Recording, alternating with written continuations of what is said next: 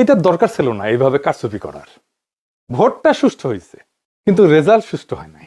পিনাকি দাদু যে অভিযোগটা করলো, এই অভিযোগের সাথে কি আপনি একমত? অবশ্যই কমেন্টস করে আপনার মতামত জানিয়ে দিবেন। 10:30 পর্যন্ত রেজাল্ট আসতেছে, মোটামুটি 2 জোট পাশাপাশি আগাইতেছে, 3-4টা সিটের গ্যাপ, কখনো এই জোট একবার আগায়, কখনো আরেক জোট একবার আগায়, তারপরে সব বন্ধ বেশ কিছুক্ষণ, ঘন্টা দুয়েক, তারপরে তত্তর করে বিএনপি আগায় যেতেছে। আর জামাত জোট মনে হয় ঢাকার জ্যামে আটকেছে, আর নড়ে না, নড়ার চড়ার কোনো নাম নাই, ওইখানেই থাকলো। 40 থেকে বিএনপি 208 হইল। আচ্ছা বলেন তো, কখনো এভাবে ডেটা ফাংশন করে? ভোটের সব তো ডেটা অঙ্ক, এটা কি এইভাবে ফাংশন করে? মানে এটা বিজ্ঞানের কথা, হ্যাঁ, ব্রেনটের কথা আর কি, এডুকেশনের কথা। এগুলো তো র্যান্ডম নাম্বার। যেভাবে ভোটের রেজাল্ট ঘোষণা করা হয়েছে, এর কোনো প্যাটার্ন মানে নাই। আপনি এই ডেটা যে কোনো ম্যাথমেটিক্যাল স্ট্যাটিস্টিক্যাল মডেলে ফেলেন, তারপরে দেখবেন এটা ম্যানিপুলেশন হয়েছে, একদম সেই অঙ্কে কষে এটা বুঝে দেওয়া যাবে।